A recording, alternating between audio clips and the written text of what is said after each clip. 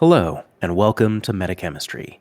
This is episode 87, and today we're going to have another fundamentals conversation where we kind of take it back to basics and go over some either ground rules of infinity, as it were, or other concepts that might specifically speak to newer players who are just entering the game, and hopefully provide a little bit of insight that could help more veteran players as well.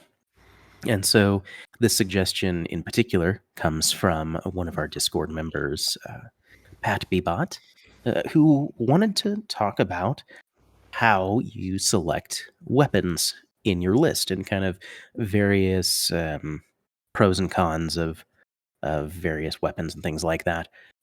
And so really that kind of boils down to how do you build lists and what are you looking for um, when you're trying to craft a list. And of course, that's kind of subjective in a number of ways, but I think that there are some pieces of general advice that we can give that are helpful to that end. But before we actually dive in, I want to take a moment to thank Mo Games for their sponsorship of Metachemistry. Mo Games is an online supplier of Infinity that you can find at mo-games.com. And with their sponsorship, they give all of our patrons a 10% discount code. So if you are a patron of ours of any level, then you get a 10% off at that store at mo-games.com. And additionally, we get a $40 coupon code that we raffle off to the community of our Discord for free, whether you're a patron or not. So feel free to jump on our Discord and you're entered to win that. Because what's better than games? Mo Games. And tonight, for our conversation about weapon options and to a greater extent list building, we have Ian, Trevor, and myself. So, how have things been looking for your gaming and hobbying endeavors lately when we check in? Ian? Let's see. We just did a little local tournament yesterday. That was fun. Had 6 people. I came in 5th place. My games were all absolutely hilarious. So didn't do particularly great because I'm trying some like different weird list stuff with Varuna. Throwing out some trying not to just do the straight up like Kamau Fire Team thing. And try out a bunch of different units and profiles, so that's fun. But yeah, I had the Croc Man from Hell in several games where he's just marching across the table in the open, right through heavy infantry fire teams, just passing out Oblivion like candy, and it was pretty epic. Nice. Outside of that, my usual smattering of other games: Blood Bowl, Old World, BattleTech, different things, and just keeping it fresh. So yeah, lots of fun. Very nice. But yeah, what about you, Trevor? Yeah, so I just completed the new army testing out Gauntlet, basically. So I did 7 games of Infinity with Torchlight in 7 days. So it's pretty sweet. Yeah, it was kind of fun to like get a chance to look at new profiles, test out some lists, see how the local community thought of the new profiles in the new army. So that was a lot of fun. So absolutely. Any real quick takeaways on that? Anything that you noticed that really stands out? Man, they are really good at getting classifieds done. I think we played a couple games of countermeasures because of the local tournament. And they just every round were just getting like 2 or 3. They were just killing it there. The Prime's a good gunfighter. Weird. For a while, yeah, weird. For a while it couldn't miss, but then at the tournament it started getting a little tired. So I guess. But like I said earlier, my War Core the other night, flash pulsing it and making it fall back was the start of its bad luck. It scared it. Completely scared it. Yeah. It's been fun. Nice. That's awesome. Yeah, I just ordered the Torchlight bundle today, actually. So the last day, procrastinator. Yeah, well, I wasn't sure if I was going to be able to get in on it or not, but it was an early gift. But yeah, so snagging that. I've been playing a little bit more OSS. and just kind of drifting around aimlessly, playing a number of factions that I own and seeing what snags my attention for now.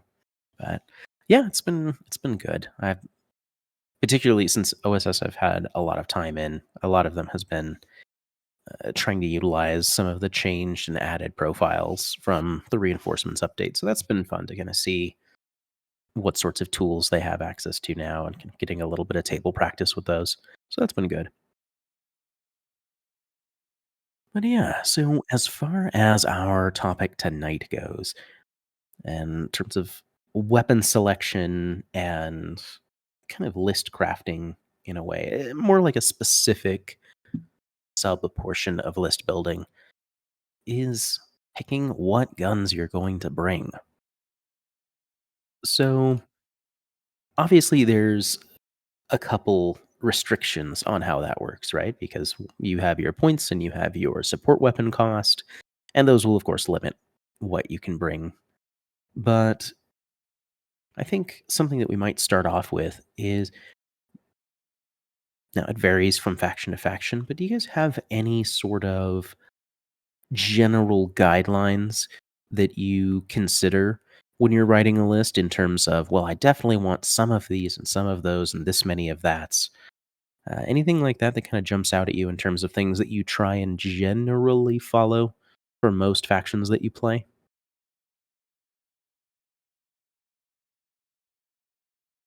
I would say I definitely want to have something higher BS, 13 or 14, possibly 15, a high burst weapon like an HMG or Spitfire, whether that be in a link team or something. But I want my best gunfighter to have a high burst weapon. I think that's the biggest thing I look for. Sure. Yeah, and it makes sense, if you're going to spend support weapon cost or SWC on those higher powered weapons, typically you're going to want them on more powerful units, at least for active turn weapons like Yeah. that. I think that there's a little bit of incentive to do more defensive weapons on less powerful pieces in some ways, like Fusilier defensive core with double missile launcher, or things like that. You can get away with those sorts of things because it's more about the threat than them landing every shot per se. No, they're not bad shots when they're in a full team. Then you're back up to your BS-15 you were looking for. Got it. Mhm. What about you, Ian? Yeah, high burst weapons are appealing. Although I find myself not necessarily always taking them, although I do try to take at least one weapon that's burst 4. I said sometimes I don't, but usually having at least one weapon that's burst 4 is an important part of the list. And this is kind of range bands because like hard to count the assault pistol as the burst 4 weapon there.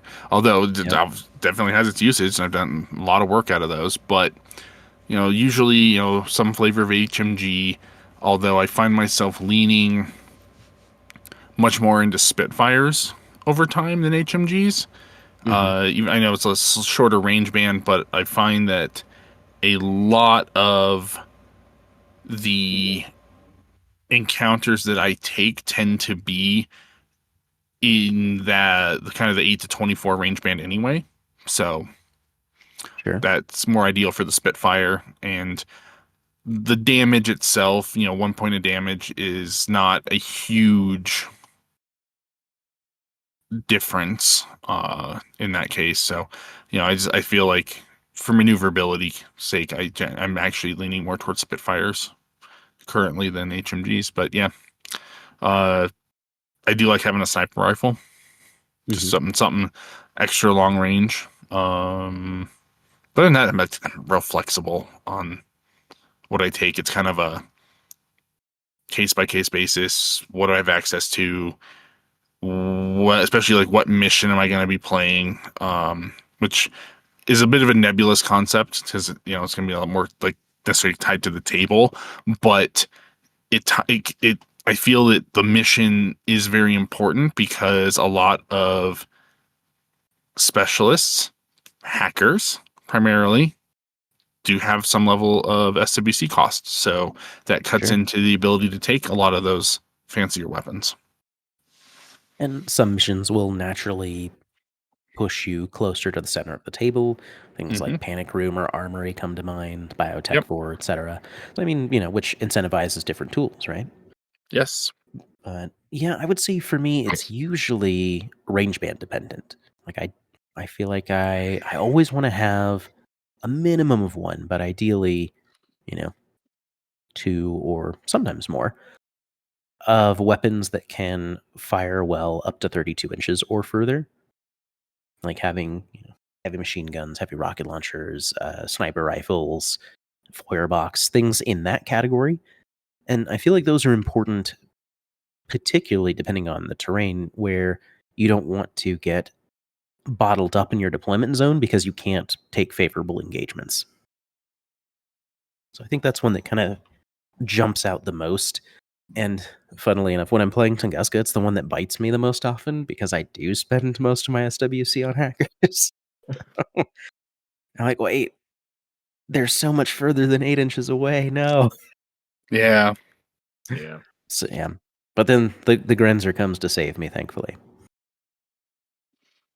But yeah, so I think that having that reach is really important. And you can get away without that if you have other methods of attaining that reach, right? Like if you have a combat jump, or if you have eclipse or similar things like that. Not even just smoke necessarily, because there's a lot of very good MSV pieces that will be posted up to keep you pinned. But yeah, so I think that's probably one of the more important ones. Having some good mid-range brawling weapons like Spitfires or Red Furies or Mark 12s or even marksman rifles of various types can be pretty solid to have. And those are more plentiful, I think, and it's easier to find profiles with those. And shorter than that is kind of like most profiles have something that covers that already. Anything 16 inches and under, that's where you find all of your combi rifles and your submachine guns and all of that jazz. So those just are kind of a given in my mind. But going out of your way to find those long range weapons, I think is really important. That said, if you are looking for these sorts of weapons, um, what's kind of your thought process when you're picking these things out? Like, what is making you choose a heavy machine gun versus a Feuerbach versus a multi-sniper, and things like that? Like, how are you, once you've settled, like, okay, well, I'm trying to find something in this range band, what points you to a given weapon?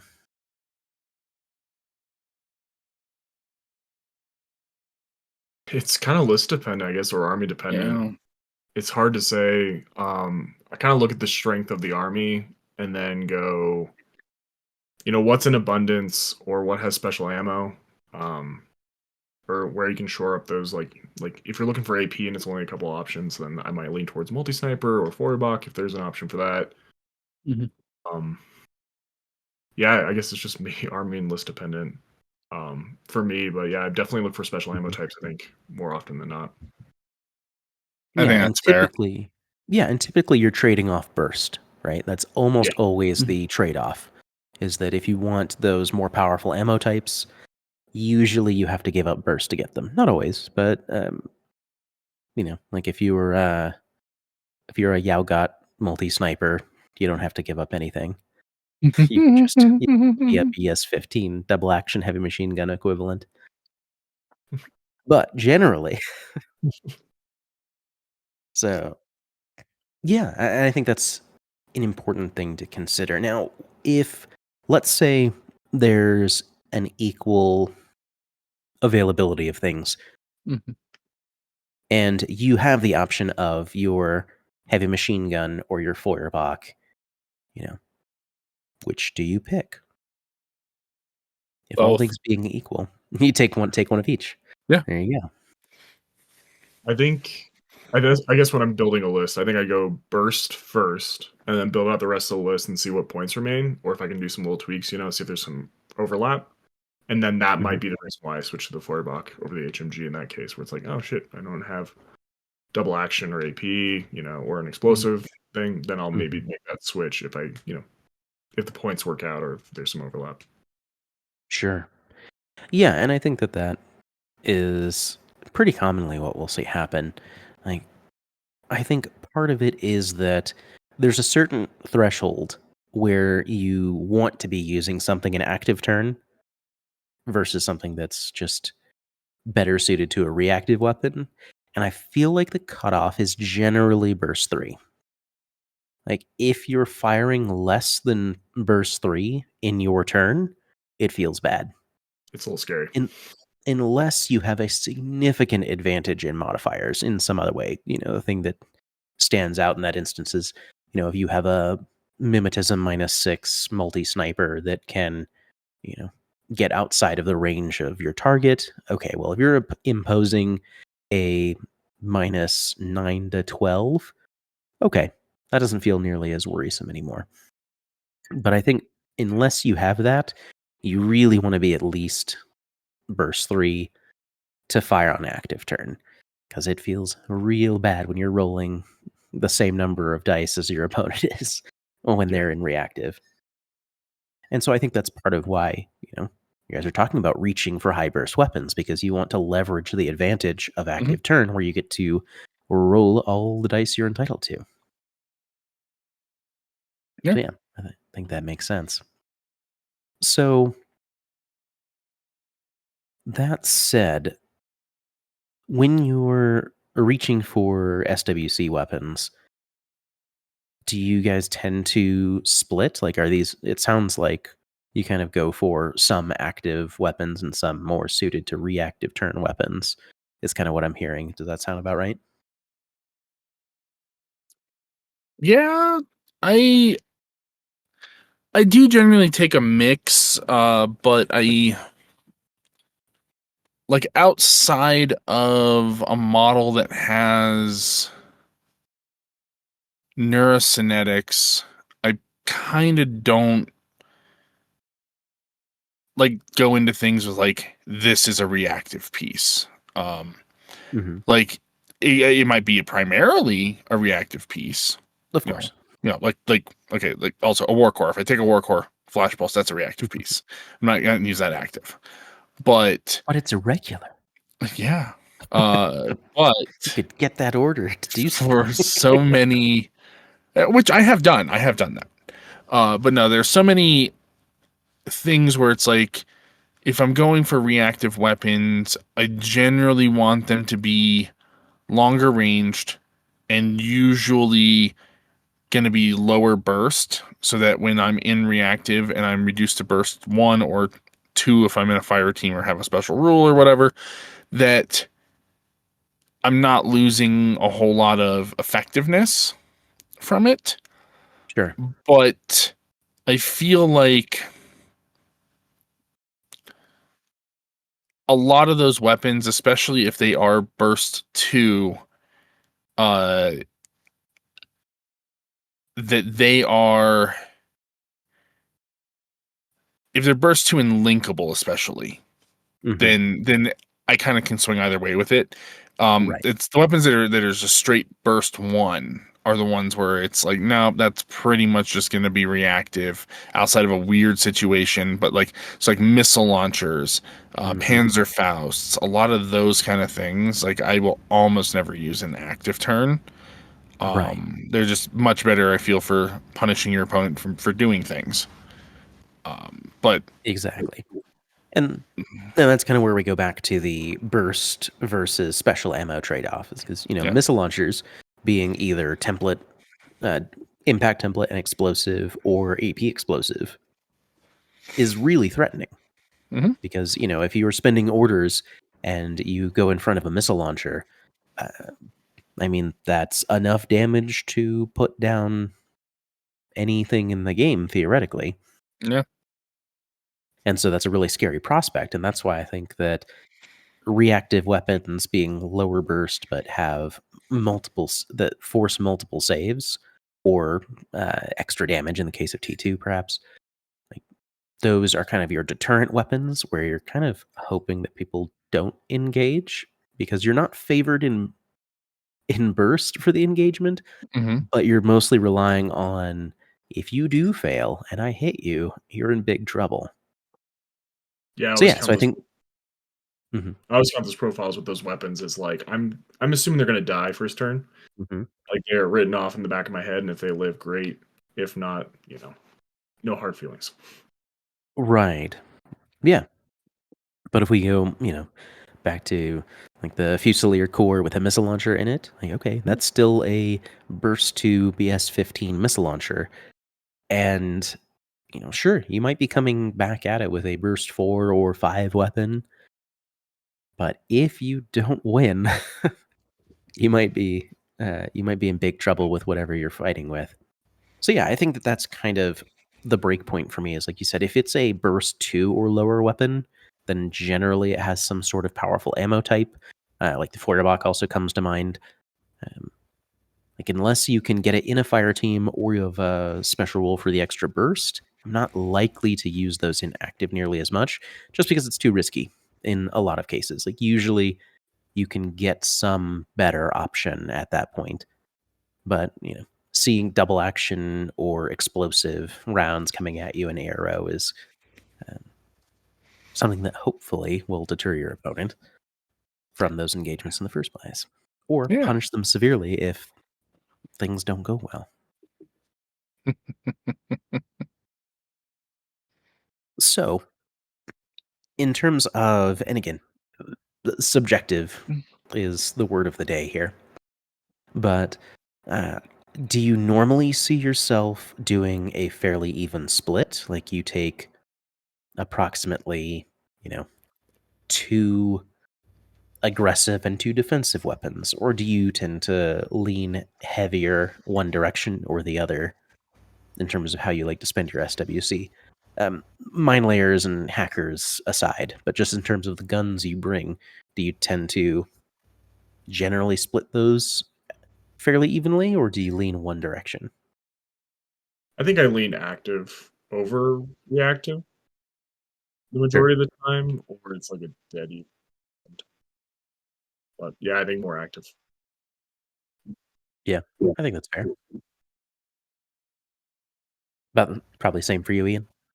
Yeah, yeah. I think I lean more towards active use on stuff. That said, though, like I try to build like a redundancy in the list. Hmm. So, even if I'm only taking like one of particular weapon, I might also be taking a profile that has a similar weapon. So, like, if I have an HMG, I might be taking a Spitfire in addition instead of two Hmm. HMGs, kind of thing. I might not take two snipers, but I might take a sniper and a heavy rocket launcher, kind of thing. Hmm. I guess it's very list dependent. Fire team compositions will play into this factor a little bit for me, but yeah, I when I'm building lists, it's going to be for this particular mission. I want this kind of performance out of it, and then I lean into what that is, which sometimes can mean that there aren't any, you know, high burst weapons or long range weapons kind of thing. It's like if I need to get into the panic room and take things out, well, I guess I'm taking a lot of boarding shotguns. Sure. But in that case, it's not super helpful to have necessarily sniper rifles. Now, they could be useful depending on if you can get a good position on them, but they're not really trying to get into the panic room. And once they do try to go to the panic room, it's like most sniper rifle profiles, backup weapon is a basic pistol. Sure. So it's not great. But if I, maybe take just one of those, lock down a particular fire lane, and then I load up on, 5 or 6 boarding shotguns to just go clear whatever's in that room out and hold it. So it's going to be mission dependent and kind of, how am I going to lean into the archetype of the list style that I want to play for that mission?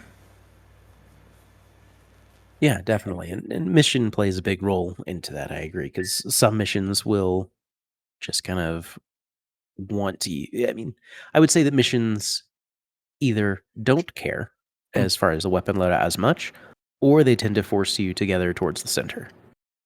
Which, I mean, just makes sense from a game design point of view, right? The more you encourage both players to go after the same thing, the more interaction there's going to be, the more gameplay there is. But yeah, I would say that I'm probably a 2-to-1 split usually in terms of uh, more active turn weapon versus reactive weapons. Because Trevor, like you said a little bit ago, your reactive weapons, you can't necessarily rely on them to stick around. Like there are some examples where they'll be pretty resilient. Like if you have a large tag with a multi HMG that's firing explosive rounds with BS 1415, and it's armor 8-3 structure. Okay, that probably won't go down super easy. But if we're talking about a line trooper, sniper, or even maybe a solo MSV and mimetism sniper, that's not bad, but it wouldn't take much to knock that down if somebody's just rolling enough dice at you. Yeah. So you can't necessarily rely on them to stick around, and so putting more points into those can potentially be a losing battle, unless they're specialized to that end. Like Yeah. earlier you mentioned about like neurokinetic units, so like maybe it's not as helpful for newer listeners, but like Toha, for instance, can bring 4 Chox auxiliaries. Well, those auxiliaries could all be neurokinetic HMGs that fire their full burst and arrow, and Melissa's certainly done that to me on a number of occasions because she likes to play that way. Yeah, me too. Should do that to me too. Yeah, I remember she's told me a couple times that her favorite thing about Infinity is letting people kill themselves on their turn. So, yeah. So you can get a lot done that way potentially, but you can't always rely on that. Sometimes it's just not going to go your way. But if you're rolling 4 dice back, that certainly helps. I'm still trying to figure out though why the Helot profiles have neurokinetics and surprise attack. Doesn't make any sense. It just doesn't It's surprising that you're firing 1 burst on your turn. work. Yes, I know. Yeah, it is kind of interesting. Helots are really good though. That they're growing on me. I've been taking the Red Fury one lately. Just to throw a lot of dice. Just throw a lot of dice, and it's 50-50 if it does anything or just dies, but it's kind of fun. I've done the rocket launcher one before. I haven't really messed with the sniper or the marksman rifle one, but the Red Fury's fun. Yeah, the Red Fury's cool, but yeah, I like the rocket launcher a lot because it's just one of those things where it can potentially really go off, and it's super cheap. It's the cheapest one of the bunch, both in terms of points and in SWC. And if somebody starts failing saves and it just doesn't go well, like you can potentially punch up really, really hard with those. Oh yeah. So I think that beyond just kind of an active versus reactive mentality, there's also kind of the what role you need a weapon for, right? So the reason you would take, say, a Feuerbach is going to be different than the reason you take a heavy machine gun. Whereas, your heavy machine gun is usually going to knock down light and medium targets and try and basically either scare arrows away to stay prone or to pick off relatively soft defensive pieces.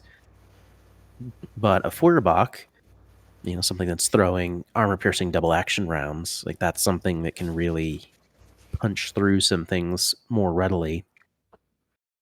And so that can really help against your heavy armor pieces and trying to fight through things that an HMG is just not reliably going to get through, and at least not quickly. Like, sure, enough orders and you can force it, but orders are a precious resource, and sometimes you need to get something out of the way quick. So, with that in mind, in terms of the power of high armor in Infinity and 4, uh, how much AP do you guys worry about having in your lists, and in what forms do you find that relevant? Like, because I know, Trevor, you talk about how many times you see tags on the table. I'm sure that's kind of influenced your list building a little bit. Oh man, was it a month ago? Was 7 tags in 3 games I saw, which was not the normal, but ever since then I've been like trying to get every ounce of AP into my list, whether that be boarding shotguns, SMGs, Panzerfaust, a D charge. I'll throw it in just in case, and I'll have multiples of it just in case one goes down because I'm tired of fighting multiple. It's important. Yeah, I mean, with the changes in N4, I know N4's been around for a couple of years now, but armor is just a lot more relevant. And so having something that can punch through that is really important. So yeah, I try to have at least one long-range weapon that can bring armor piercing to the table. Like if I have, say, 2 weapons that fire well to 32 inches or beyond, at least one of those will have AP on them. So like I might have a heavy machine gun and a multi-sniper, or a heavy rocket launcher and a Feuerbach, or things like that.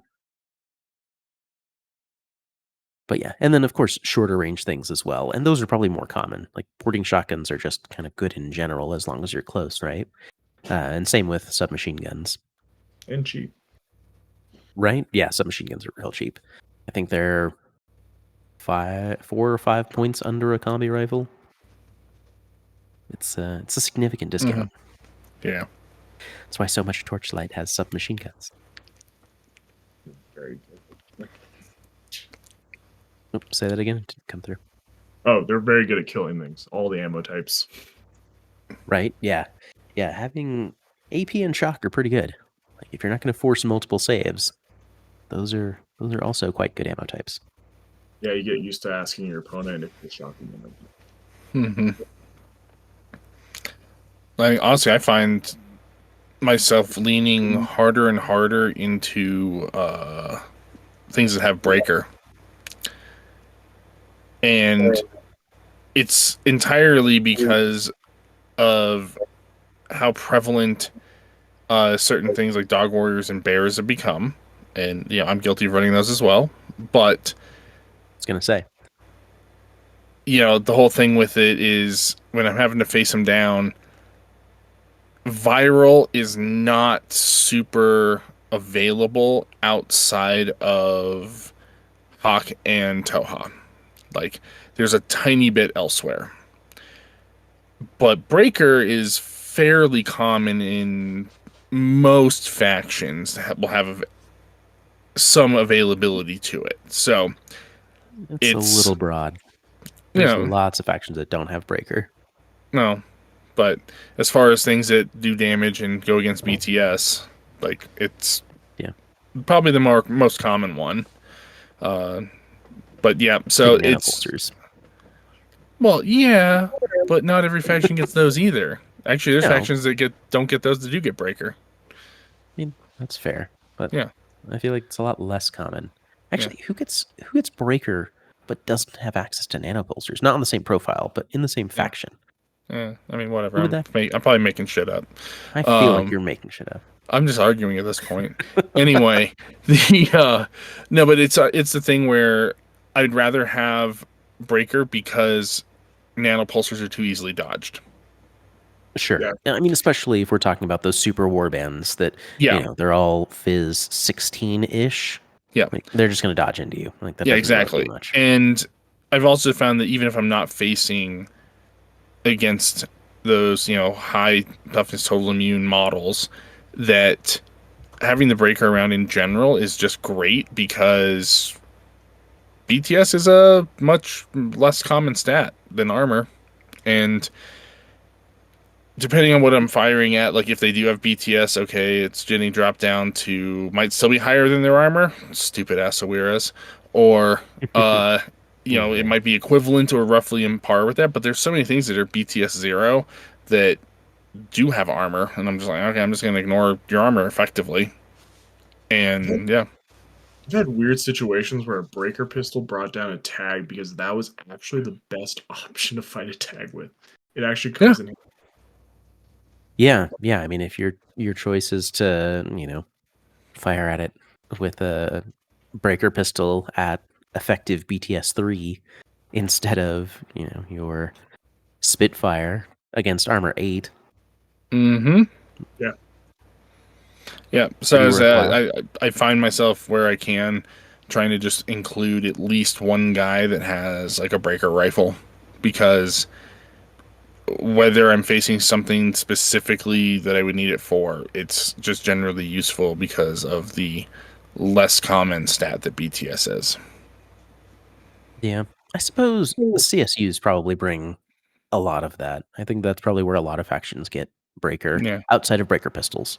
yeah. Yeah. And CSUs also have nanopulsers. They have both. Yes. They Now hate you've They hate Ariadnans. I hate Ariadnes. Yeah. You were getting bounced. You were But I not mean, it's a good authorized to visit matchup this corporation's headquarters. because the CSUs don't have armor, so they just get messed up by regular bullets. No, my only weakness. Regular bullets. Yeah, CSUs are sweet. Yeah, one of my favorite profiles in the entire game. So yeah, I think that having a plan for dealing with high armor targets is really important. Either you can do that with weapons, like we've talked about. If you have good access to powerful armor-piercing weapons or breaker weapons, which are BTS armor-piercing and things like that. And you can also kind of fight them asymmetrically with other sorts of weapons. Like you can do this with para weapons like adhesive launchers and acrylic cannons and the like. And of course, hacking is its own topic that can also help you get around things that might be difficult to gunfight just because they shoot so much better than you, or are very resistant to regular bullets. But yeah, so I think that those are some pretty important things to consider in terms of what weapons you're choosing to bring, because you can sometimes supplement raw firepower with other such weapons. Like it might not be as important to spend all of your SWC on big guns when you can spend, a couple points of SWC to get a few hackers, like we talked about earlier. And okay, maybe I don't have, an AP heavy machine gun that can join a fire team and have some elite gunfighter to put down an enemy tag, but I can take it or turn it off.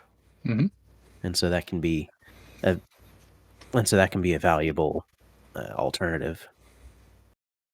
So another thing that I think is worth considering when you're selecting profiles for your list are those kind of hybrid profiles where you have a variety of weapons. Because a lot of times you'll see, if you take a line trooper with a heavy machine gun, that's your gun. You get a heavy machine gun, you get a pistol.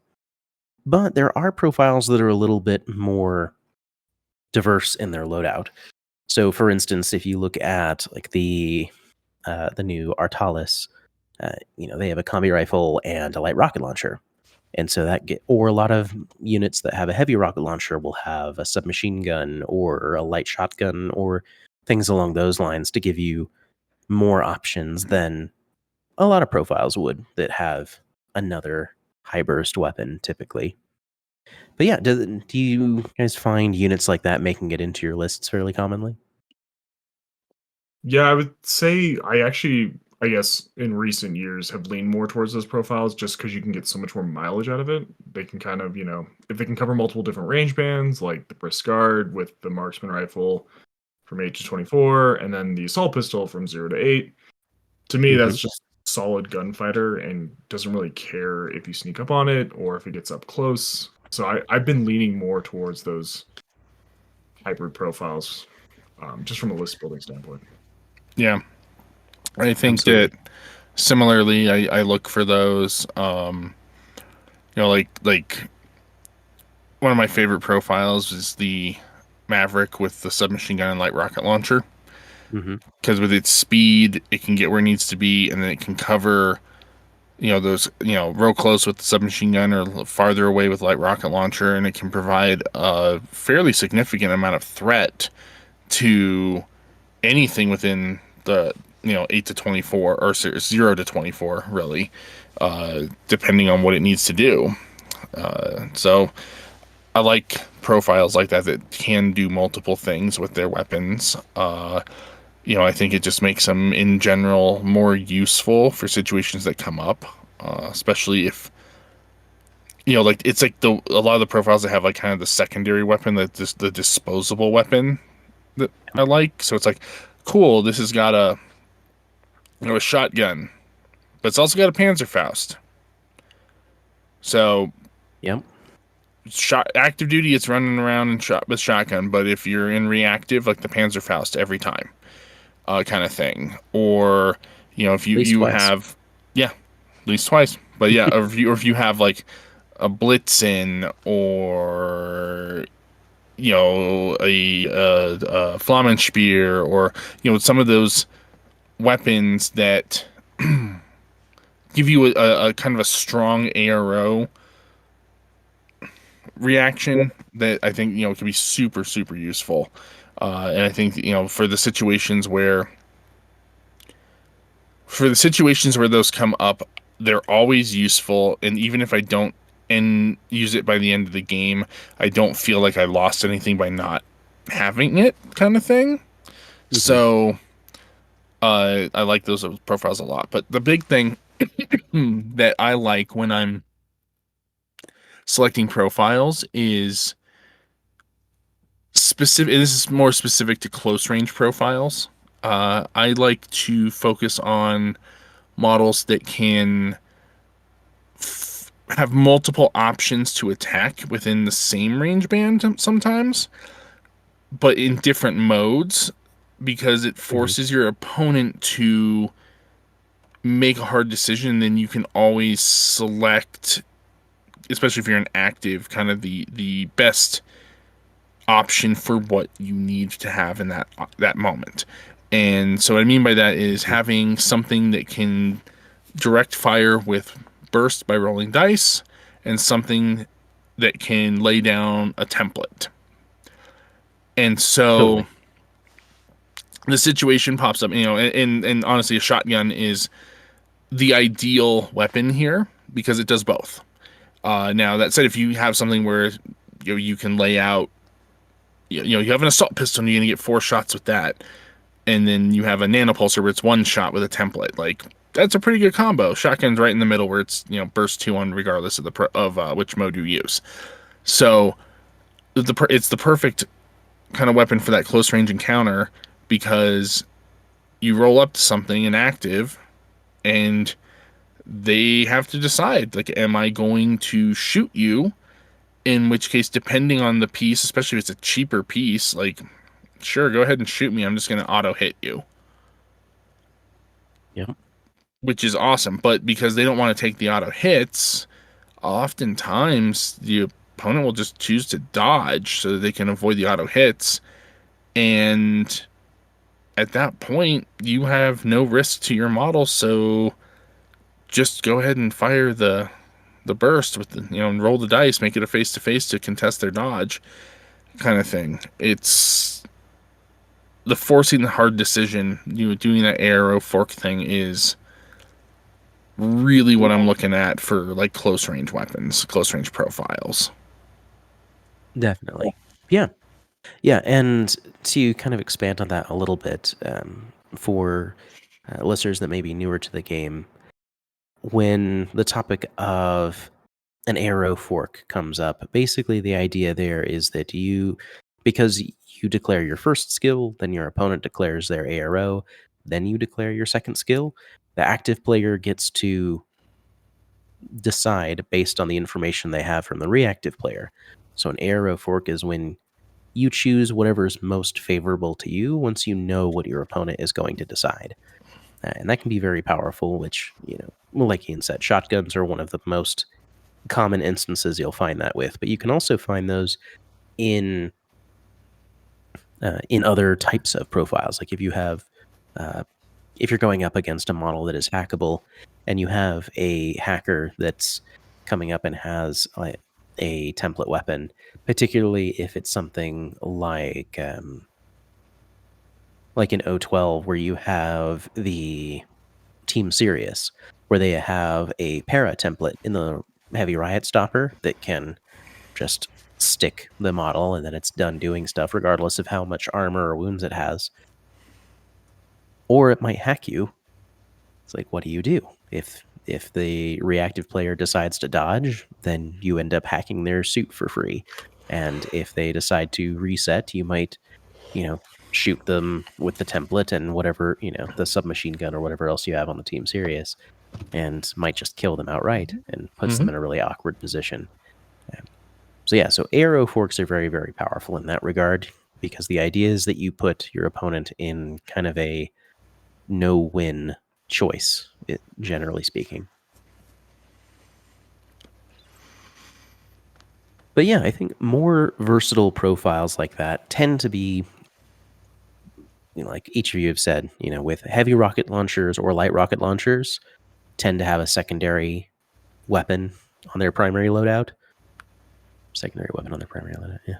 Anyway, they have another gun that would be a main weapon for a model, in addition to units that have disposable weapons. So again, those long-range Panzerfaust-like weapons are a good alternative. Like one that stands out to me is the Lunikod Sputnik in Nomads, where you have a heavy shotgun, so you have a multi-burst, either damage 15 AP shot that's, +6 inside of 8 inches, or you have damage 15 templates you can place, or at longer ranges you can fire para rounds to lock things down. Like, they're pretty versatile that way, which is great. And so if you can have units that kind of perform multiple roles in that respect, those can help out your list quite a bit in terms of having that redundancy and making sure that you have options if your kind of main piece goes down. Because if you just have that one guy who has the heavy machine gun, yeah, and he goes down, and the rest of your team is all combi rifles with nothing else, that I guess you get good at using combi rifles. right, that game real quick. But yeah, Hey, combi rifles win games. They certainly can. When the only thing you have left, they win you games. Maybe so. But I don't know if that's because they're combi rifles. It's because they're the option you have left. Yes. Yeah, absolutely. So with that, we're going to transition to our final thoughts in just a moment. But first, I'd like to say thank you to all of our patrons who graciously support the show financially. We really appreciate all of that help in terms of covering some of the costs for the show. And if you are interested and able to do so and don't already, you can find us on patreon.com/metachemistry.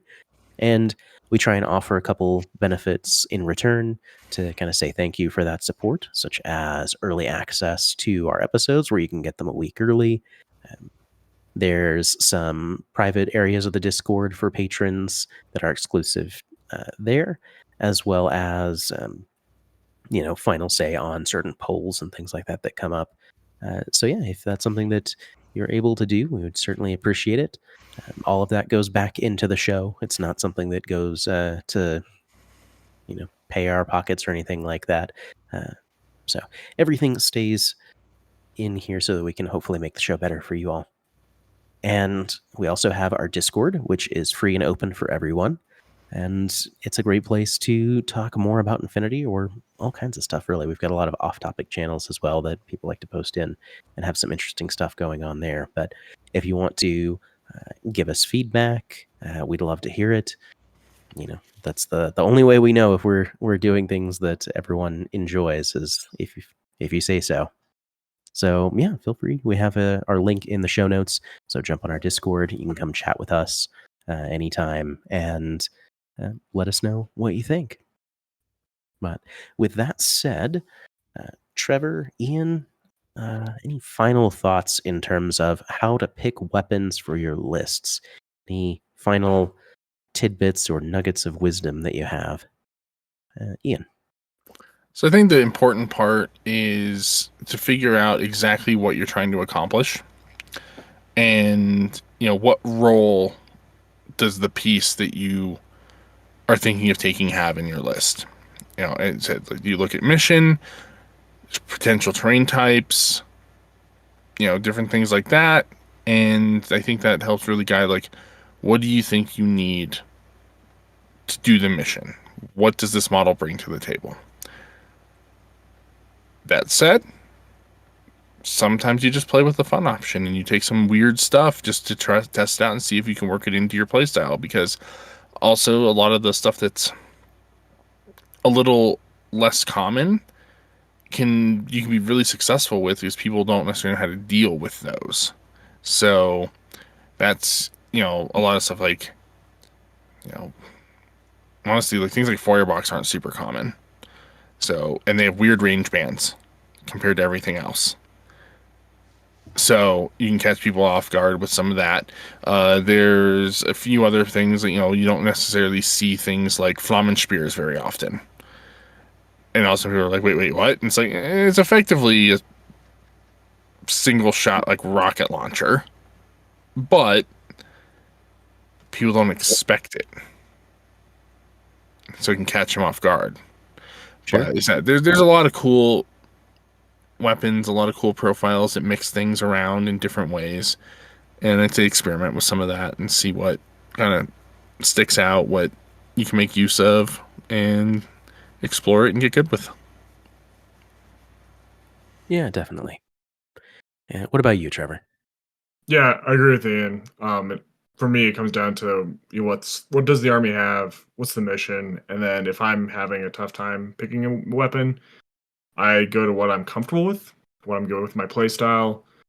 I feel like I can kind of make, depending on what I feel comfortable with doing, I'll choose a weapon that fits that my play style. So that's always my backup if I'm having a hard time choosing.